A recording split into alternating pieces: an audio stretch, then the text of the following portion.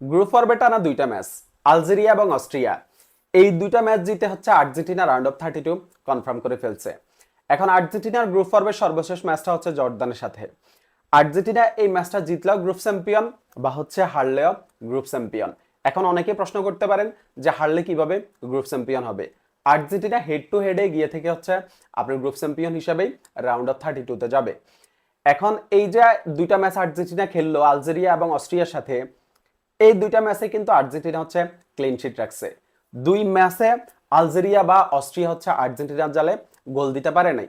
এখন এই দুইটা ম্যাচে আপনার হচ্ছে আলজেরিয়া প্রথম ম্যাচে একটাও অন টার্গেট শট রাখতে পারে নাই। প্রথম ম্যাচে আমাদের গোলবারে থাকা বাসপাখি দিবো মার্টিনেসকে কোনো সেভ করতে হয় নাই। তবে আলজেরিয়া কিন্তু এই যে আর্জেন্টিনার জালে একবার বল নিছিল, যদিও সেটা হচ্ছে পরে অফসাইডের জন্য বাতিল হয়ে যায়। আর অস্ট্রিয়া তো ওইভাবে আসলে কোনো পরীক্ষাই হচ্ছে নিতে পারে নাই। তারা হচ্ছে একটা অন টার্গেট শট রাখে, যেটা হচ্ছে দিবো মার্টিনেস ঠেকিয়ে দেয়। অর্থাৎ দুই ম্যাচে দিবো মার্টিনেসকে সেভ করতে হয়েছে মাত্র একটা। আলজেরিয়া বা অস্ট্রিয়া তারা দুই টিমই হচ্ছে আর্জেন্টিনার ডিফেন্সের কোনো পরীক্ষা নিতে পারে নাই, বা হচ্ছে দিবো মার্টিনেজের কোনো পরীক্ষা তারা নিতে পারে নাই। দিবো মার্টিনেজ মোটামুটি দুই ম্যাচে রিল্যাক্সে ছিল। এখন বিশ্বকাপের ম্যাচ ডে 2 শেষ হয়েছে। এই ম্যাচ ডে 2-তে হচ্ছে দুইটা টিম ক্লিন শিট রেখে দুইটা জয় পাইছে। একটা হচ্ছে মেক্সিকো, তারা দুইটা জয় পাইছে এবং দুইটা ম্যাচে তারা কোনো গোল কনসিড করে নাই। দুইটা ম্যাচে হচ্ছে তারা ক্লিন শিট রাখছে। আর হচ্ছে আরেকটা আমাদের আর্জেন্টিনা, দুইটা ম্যাচ জিতছে। দুইটা ম্যাচে হচ্ছে আপনার 5টা গোল করছে। 5টা গোলের বিপরীতে কোনো গোল হজম করে নাই। দুইটা ম্যাচে হচ্ছে তারা ক্লিন শিট রাখছে। মেক্সিকোর ডিফেন্স এই বিশ্বকাপে কিন্তু যথেষ্ট দুর্দান্ত। আমরা দেখতেছি দুইটা ম্যাচ খেলছে, দুইটা ম্যাচে ডিফেন্স যথেষ্ট শক্তিশালী। আর্জেন্টিনার ডিফেন্স নিয়ে বিশ্বকাপের আগে ওইভাবে আসলে কেউ কথাই বলে নাই। আর্জেন্টিনার ডিফেন্সকে কেউ গণাই ধরে নাই। কিন্তু আপনি দেখেন দুই ম্যাচ খেলছে, দুই ম্যাচে হচ্ছে ক্লিন শিট। আর দুই ম্যাচে কি দুর্দান্ত সেন্টার ব্যাক জুটি, আপনার যে ক্রিশ্চিয়ান রোমেরো এবং লিসান্দ্রো মার্টিনেজ।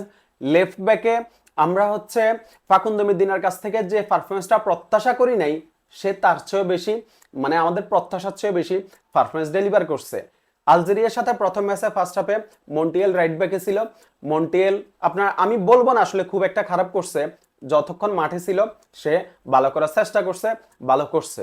নাহুয়েল মলিনা নামার পরে কিন্তু আমাদের রাইট ব্যাক পজিশনটা আরো অনেক বেশি শক্তিশালী হয়েছে। এখন আমার কথা বলা যেটা সেটা হচ্ছে বিশ্বকাপের আগে আর্জেন্টিনার ডিফেন্স নিয়ে কত সমালোচনা হয়েছে, কত সমালোচনা। কিন্তু আর্জেন্টাইন ফ্যানরা ভালো করেই জানতো যে আর্জেন্টিনার ডিফেন্সে আসলে রোমেরো আর লিসা যদি থাকে, আর্জেন্টিনার ডিফেন্স আসলে কেউ হচ্ছে ভাঙতে পারবে না। এরপরে রাইট ব্যাকে নাহুয়েল মলিনা, লেফট ব্যাকে ফাকুন্দো মেদিনা, তারা হচ্ছে আমাদের প্রত্যাশার চেয়েও বেশি পারফরমেন্স করছে। সো আমাদের ডিফেন্স কিন্তু যথেষ্ট দুর্দান্ত এবং যথেষ্ট শক্তিশালী। আশা করি যে সামনের ম্যাচগুলো তো ডিফেন্স থেকে আমরা এরকম পারফরমেন্সই দেখতে পাবো। ধন্যবাদ সবাইকে।